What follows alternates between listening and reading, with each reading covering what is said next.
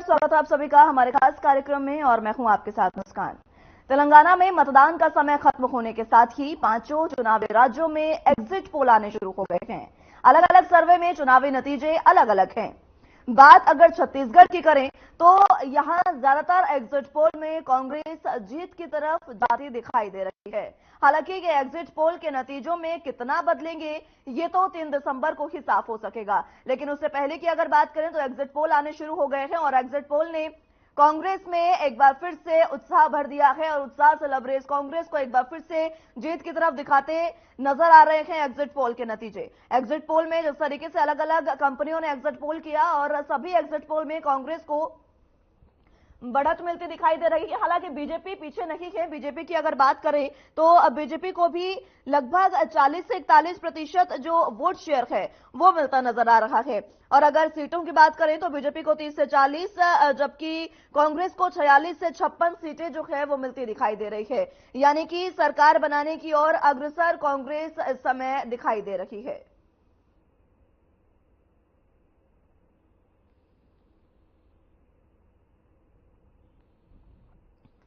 तो आपको बता दें कि तेलंगाना में मतदान का समय समाप्त होने के साथ ही पांचों चुनावी राज्यों में एग्जिट पोल आने शुरू हो गए हैं और एग्जिट पोल में अगर छत्तीसगढ़ की बात करें तो छत्तीसगढ़ के एग्जिट पोल में कांग्रेस की सरकार एक बार फिर से बनती नजर आ रही है।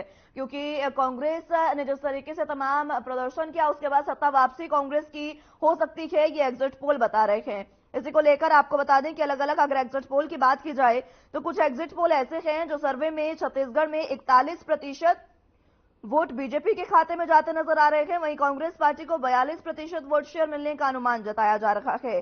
वहीं अन्य हिस्से की बात करें तो 17% सीट जाती दिखाई दे रही है। अन्य हिस्से में सर्वे के अनुसार बीजेपी को 36 से 46 और कांग्रेस के खाते में 40 से 50 सीटें जो है वो जाती दिखाई दे रही है और अन्य को 5 सीटें बताई जा रही है। दूसरे एग्जिट पोल की बात करें तो सर्वे में बीजेपी को 30 से 40 और कांग्रेस को 46 से 56 सीटें और अन्य को 3 से 5 सीटें दिखाती नजर आ रही है। और एक तीसरे सर्वे में बीजेपी को 41 तो कांग्रेस को 46 और अन्य को 3 सीटें मिलने का अनुमान है। तो इसी तरीके से अगर बात करें तो कांग्रेस को बढ़त छत्तीसगढ़ में एक बार फिर से मिलती नजर आ रही है और ये साफ जाहिर है कि एग्जिट पोल के जो नतीजे हैं, जो एग्जिट पोल हैं, वो नतीजों में तब्दील होंगे या नहीं ये तो बात की बात है। लेकिन अभी की अगर बात की जाए तो ये जो एग्जिट पोल है ये कांग्रेस में जीत का जो उत्साह है उसको बढ़ाते नजर आ रहे हैं।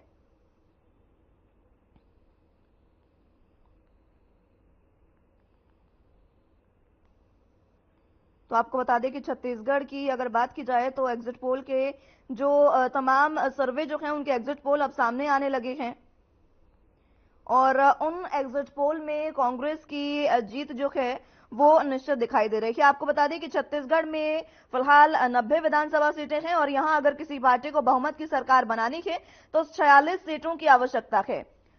2018 की बात करें तो विधानसभा चुनाव में कांग्रेस ने 68 सीटों पर जीत दर्ज की थी और 2018 के विधानसभा चुनाव के बाद भी एग्जिट पोल जो है वो जारी किए गए थे और उस समय भी नतीजे जो है वो कुछ इसी प्रकार के रखे थे। ऐसे में अगर बात की जाए तो तेलंगाना विधानसभा चुनाव में वोटिंग के बाद सभी राज्यों के एग्जिट पोल जारी कर दिए गए हैं। लेकिन अभी अगर छत्तीसगढ़ की बात करें तो छत्तीसगढ़ में विधानसभा की 90 सीटें हैं और इन 90 सीटों में से कई एग्जिट पोल 36 से 46 सीटें बीजेपी की दिखा रहे हैं तो कई 36 से 48। कांग्रेस की बात करें तो 40 से 50 सीटें कांग्रेस के खाते में जाती दिखाई दे रही है। हालांकि पहले अगर बात करें तो कांग्रेस के खाते में 68 सीटें थी और कांग्रेस ने 68 सीटों पर जीत दर्ज की थी। लेकिन अभी अगर सीटों की बात करें तो सीटें कुछ कम दिखाई दे रही है। हालांकि अगर जीत का मार्जिन देखा जाए वो भी काफी ज्यादा नहीं है, जीत का मार्जिन भी बहुत कम एग्जिट पोल दिखा रहे हैं। अगर 2018 की बात करें तो एग्जिट पोल के नतीजे लगभग सटीक साबित हुए थे, तो इस बार अगर देखना होगा कि ये एग्जिट पोल के जो नतीजे हैं वो वाकई फाइनल नतीजों में बदलते हैं या फिर इसमें कुछ बदलाव देखने को मिल सकता है।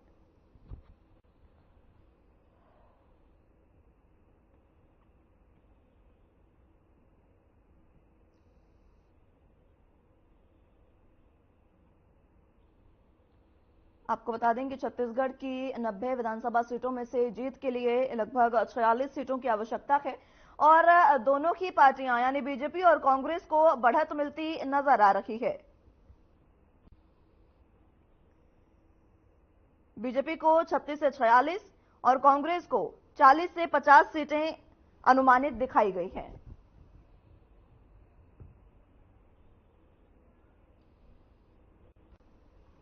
तो आपको बता दें कि पेड़ बचाओ अभियान लगातार चलाए जाते हैं। वनोन्मूलन और अंधाधुंध पेड़ों की कटाई एक बहुत बड़ी समस्या बन चुकी है। पर्यावरण में लगातार पेड़ों की कटनी संख्या के कारण कई समस्याएं होने लगी हैं। वहीं अंबिकापुर में वन विभाग का ऐसा कारनामा सामने आया है जहां वनों को बचाने वाले पेड़ों को काटते दिखाई दे रहे हैं। देखिए खास रिपोर्ट।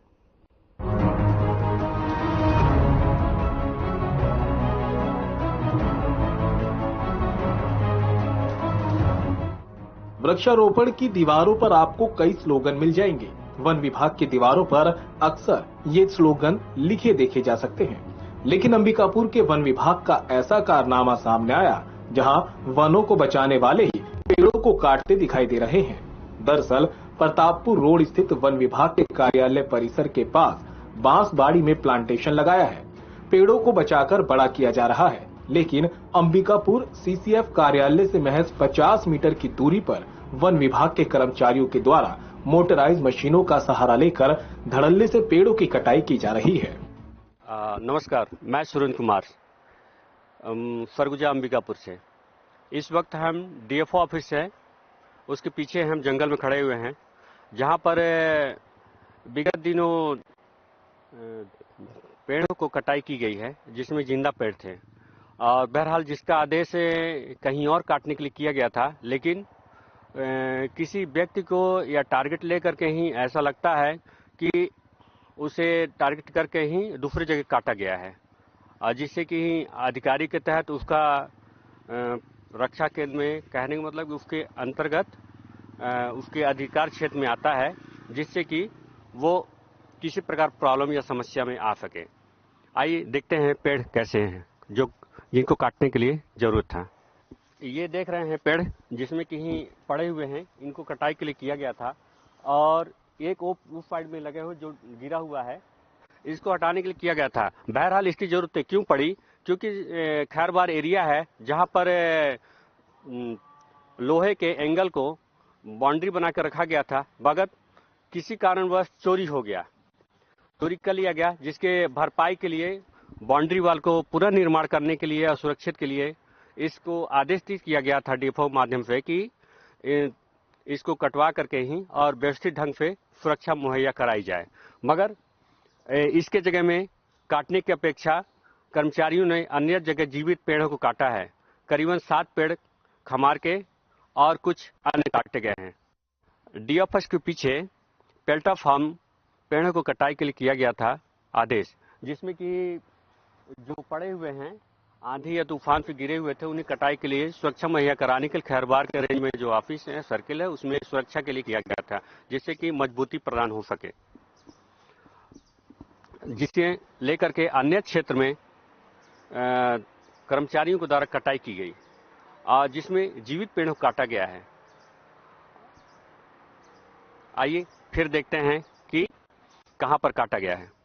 जैसा देख पा रहे हैं, डीएफओ ऑफिस के ही करीबन 500 मीटर की दूरी में यह क्षेत्र है जंगल, जिसमें लगा हुआ है और इसमें करीबन देख पा रहे हैं कि कैसा ये काटा गया है और जीवित पेड़ को। इसमें इधर दिखाइए, कैमरामैन दिखाइए, ये जो है कितनी हाइट है इसको देख सकते हैं, अंदाजा लगा सकते हैं कितने बड़े पेड़ होंगे और जीवित पेड़ को काटा गया है, जिसमें कि निर्देश अनुसार कुछ और ही बताया गया था, लेकिन यहाँ पर जगह जगह पर काटे गए हैं। यहाँ पर दिखा सकते हैं और यहाँ पर चारों राउंड में ही काटे गए हैं। करीबन इस वक्त 12 से 14-15 के आसपास काटे गए हैं लगभग में, और इसकी भरपाई कौन करेगा, कौन कह सकता है, ये तो जानकारी नहीं बता पाएंगे। लेकिन जहां तक देखा जाए तो एक जीवित पेड़ का काटने का जो होता है तो वो एक आदमी के तुल्य माना जाता है। शासन प्रशासन हर प्रकार से कोशिश करता है कि यहाँ पर जीवित पेड़ों को लगाया जाए और स्वच्छ पर्यावरण बने। मगर निर्देश का ऐसा पालन पहली बार देखा जा रहा है जो कि हित में ना करके अहित में किया गया है, और जबकि कर्मचारियों का कहना है कि किसी न किसी कर्मचारी को इसमें टारगेट लिया गया है, जिससे कि ये देख पा रहे हैं कि यहाँ पर कैसे काटा गया है। और सामने वाले का कहना है कि हमने निर्देश नहीं दिया था जिसमें कि इसे काटा जाए। और इसमें डीएफओ के खास तौर पर इंस्ट्रक्शन थे कि जो भी है तो जो गिरे पड़े पेड़ हैं उनको ही काटा जाए, और उनको काट करके खैरबार में जो फॉरेस्ट विभाग का स्थायित्व जंगल डिपार्टमेंट है जहां रखने की व्यवस्था है उसको बाउंड्री करके सुरक्षित मुहैया कराई जाए।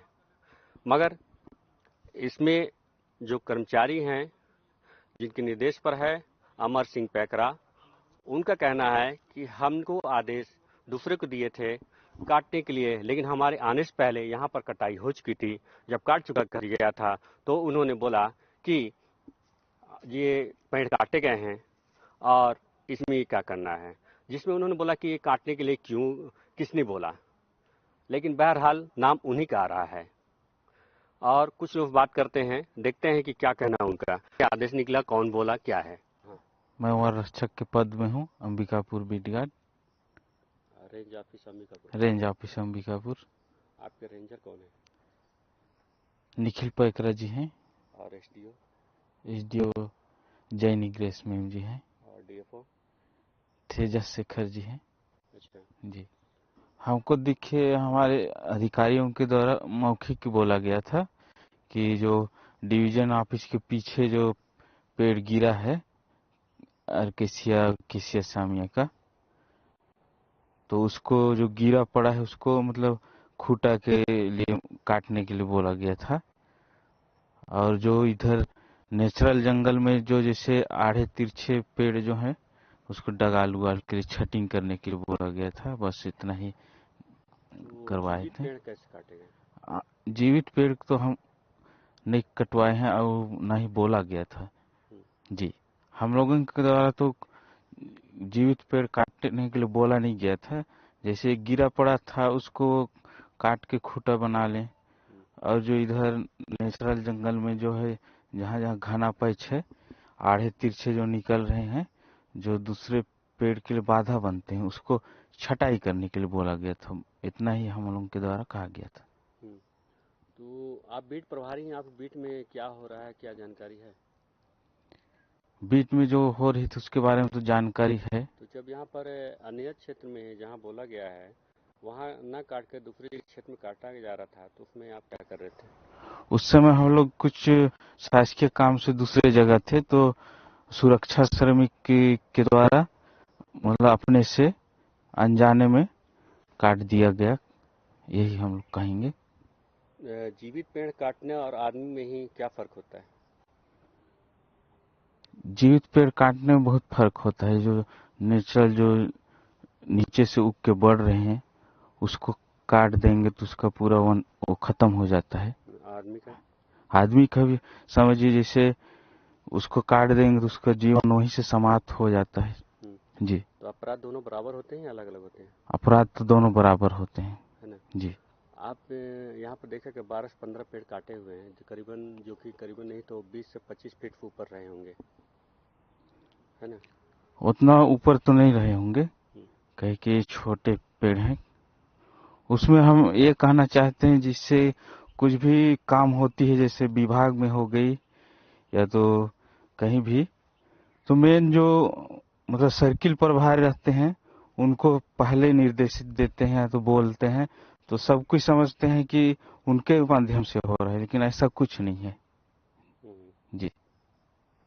तो कहने मतलब ये आप स्वीकार करते हैं कि अमरजीत ने कुछ नहीं कहा था? नहीं, काटने का आदेश नहीं दिया था, कोई आदेश नहीं दिया गया था। और क्या लिखित में कोई आदेश दिया जाता है इसे जैसे कार्रवाई के लिए, जैसे गिरे हुए पेड़ काटने के लिए या सब के लिए कोई? देखिए हम लोग डिपार्टमेंटल में कभी कभी ऐसा भी होता है, आदेश निकलता है तो उसका भी पाचन श्रेणी वगैरह जैसे कूप उप कटता है तो मिलता है। और कभी कभी ऐसे मौखिक निर्देश भी बोलते हैं कि इसको कर दो, इसको कर दो, ऐसा भी काम होता है। तो मौखिक तो रेंजर देते होंगे। जी जी, जैसे हम फील्ड से बड़े अधिकारी होते हैं, उनके द्वारा दिया जाता है। प्रभारी को दिया जाता है जी कि ऐसा काम कीजिए। जी। अमर जी, किस पोस्ट में हैं आप? मैं वनपाल के पद पर हूँ। जी, वनपाल के पद पर हैं, तो आपका अधिकार क्षेत्र क्या है? मेरा अधिकार क्षेत्र वनों की सुरक्षा करना, और मेरे अंडर मतलब मैं सर्किल प्रभारी हूँ जी। तो 4 बीट हैं उसमें। कौन कौन से बीट आते हैं? अंबिकापुर प्रॉपर हो गया, सकालो, कुल्हाड़ी, खलीबा, 4 बीट हैं। जहाँ तक देखा जाए तो एक मानव का अंग रक्षक या आपका जो पद है जी वो सेम है। जी यदि किसी पेड़ की कटाई या एक आदमी की मृत्यु या आत्महत्या के बराबर होता है, जी। तो ये जैसा है यहाँ पर डीएफओ के माध्यम से या कहा जाए तो कोई आदेश मिला होगा जिसे काटने का कहीं से, जी तो कहाँ के लिए आदेश निकला था और कहाँ पर ये काटा गया, क्या है? नहीं, वो जो सूखे गिरे पड़े पेड़ है ना, सबसे पहले तो उसको निर्देशित किया गया था।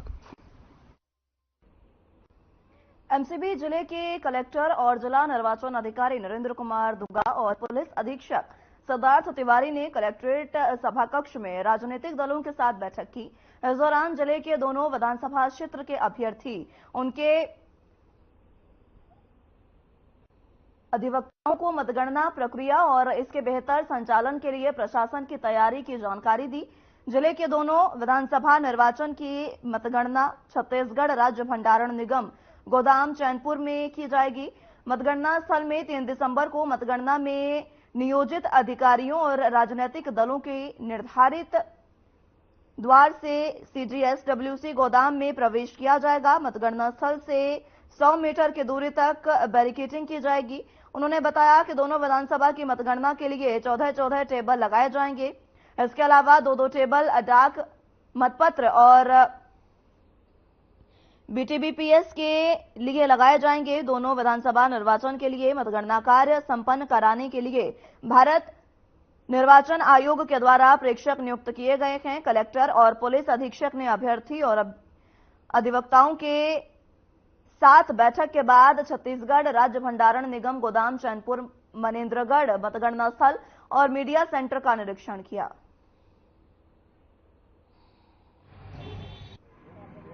तीन तारीख को मतगणना प्रारंभ होगा, उसकी आवश्यक तैयारी चल रही है, जिसमें अभी मतदान कर्मियों का प्रशिक्षण हो चुका है, टेबुलेशन टीम का भी प्रशिक्षण हो चुका है। बाकी जो तैयारी करनी है, कागज पत्तर उसको रेडी करना है, उसको हम लोग तैयारी कर रहे हैं। आज राजनीतिक दल अभ्यर्थियों के साथ मतगणना केंद्र का भ्रमण किए हैं, जहां पर मतगणना की जानी है। आपको विदित है कि एक वे जो मतगणना कर्मियों का आने जाने के लिए है, और दूसरे रास्ता में जो मतगणना अभिकर्ता हैं, अभ्यर्थी हैं, उधर से जाएंगे, उनके लिए बैठक आदि की पर्याप्त व्यवस्था की जा रही है। साथ ही अनाउंसमेंट वगैरह का सिस्टम लगाया जा रहा है। छोटा नवीन जिला होने के बाद भी एसडब्ल्यूसी का क्योंकि गोदाम मिल गया, इसलिए हमको यहाँ पर्याप्त जगह है, जिससे हम सुचारू रूप से मतगणना का कार्य संपन्न करा सकते हैं। सर, ईवीएम मशीन रखा गया है, उसकी सुरक्षा किस प्रकार की रखी गई है? ईवीएम मशीन स्ट्रांग रूम में सील है, जिसमें से 3 लेयर सुरक्षा की यहाँ व्यवस्था है। आप देख रहे होंगे कि 1, 2, 3 वो उसी दिन सुबह 7 बजे वो खुलेगी 3 तारीख को। सर, गुरुवाना पार्टी से लोग यहाँ बैठे हुए हैं, दिन रात बैठे हैं, क्या इनको विश्वास नहीं है प्रशासन? सभी राजनीतिक दल के लोग बैठे हुए हैं, क्या उनको निर्वाचन आयोग वो तो उनका ड्यूटी है, हर आदमी का देख रेख कर सकता है, वो लोग बैठ सकते हैं, इसमें कोई दिक्कत नहीं। लेकिन सुरक्षा की यहाँ पर्याप्त व्यवस्था है, सीआरपीएफ की सुरक्षा के अधीन है। स्ट्रांग रूम सील है, उसमें सब लोगों के साइन वगैरह रहते हैं, वो सुबह ही उस दिन खुल पाएगी। देखिए, मतगणना की जो कार्यवाही है उसके अंदर विधि दो आदि जो स्थापित हमारी प्रक्रिया है, 3 लेयर की हमारी सिक्योरिटी रहेगी, और इसी की प्रारंभिक समीक्षा करने के लिए पूरा प्रशासनिक अमला और पुलिस प्रशासन यहाँ पे मौजूद था। और मैं आपके माध्यम से जनता एवं सभी राजनीतिक दलों के हमारे जो अभ्यर्थी हैं, अभिकर्ता हैं, उनसे अपील भी करता हूं कि मतगणना की कार्यवाही को शांतिपूर्ण संपन्न कराने में जिला प्रशासन का सहयोग करें। ईवीएम मशीन जहाँ रखा गया, सुरक्षा की क्या व्यवस्था की गई, बताइए इसको लेकर। जैसे कि आप जानते हैं, जिस दिन से मतदान संपन्न हुआ है, सीआरपीएफ और स्टेट की आर्म फोर्स के द्वारा 2 लेयर में सिक्योरिटी यहाँ पे मौजूद है।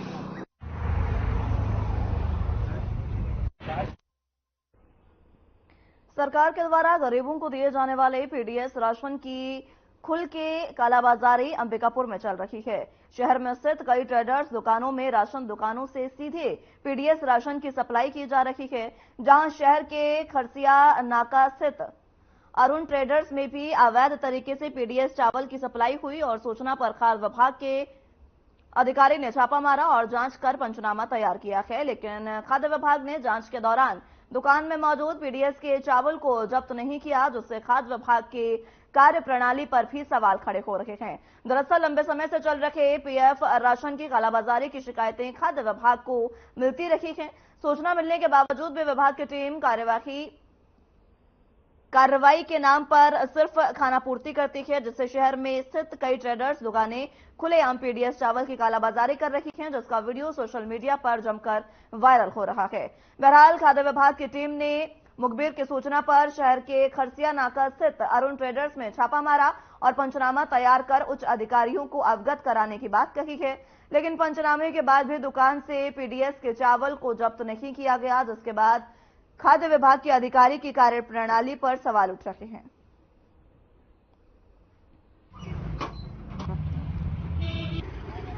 अरुण टेंडर्स में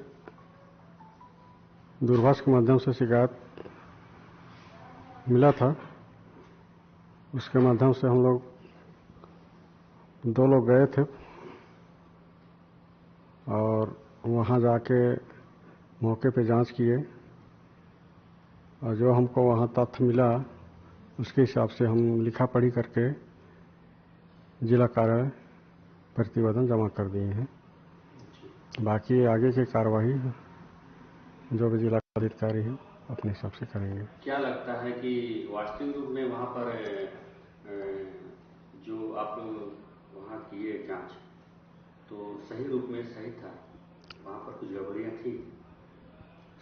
इसके बारे में तो कुछ कहा नहीं जा सकता है, इसलिए कि वो सारी जो चावल थी प्लास्टिक बोरी में था, इसलिए हम नहीं कह सकते हैं कि ये पीडीएस चावल था या किसी हितग्राही का था या अन्य किसी और का था, तो इसको स्पष्ट हम नहीं कह सकते हैं। तो इस हिसाब से तो कार्रवाई गलत हो जाएगी। अब सामने अगर चाहे तो आपको दावा कर सकते हैं। हम अपने हिसाब से तो जो हमको सामने मिला वो तो हम करके लिखा पढ़ करके हम दे दिए हैं प्रतिवेदन, बाकी आगे देखते हैं। राहुल ट्रेडर्स के जो क्या कहना था, आपको जैसे बात की हुई, उनके द्वारा बताया गया कि हमारे द्वारा खुदरा खरीदी बिक्री किया जाता है ना, चावल का भी, गेहूं का भी, मक्का का भी खरीदी बिक्री होता है, किया जाता है। तो किस बेस पर आप लोग गए वहां पर? तो हमको किसी दूसरे दूरभाष के माध्यम से हमको सूचना मिली था, इसके हिसाब से गए थे। पीडीएस चावल नहीं का? पीडीएस चावल, हाँ वही कहने का मतलब, और मतलब कौन कहाँ से उठाया क्या है ये सब हमको जानकारी जो सामने वाला जो भी शिकायत किया वो नहीं बताया गया उनके द्वारा।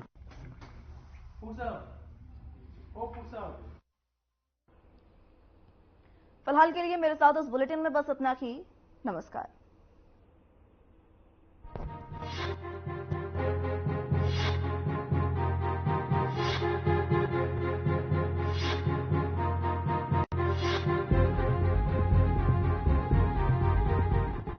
मेरे जैसा कोई दूसरा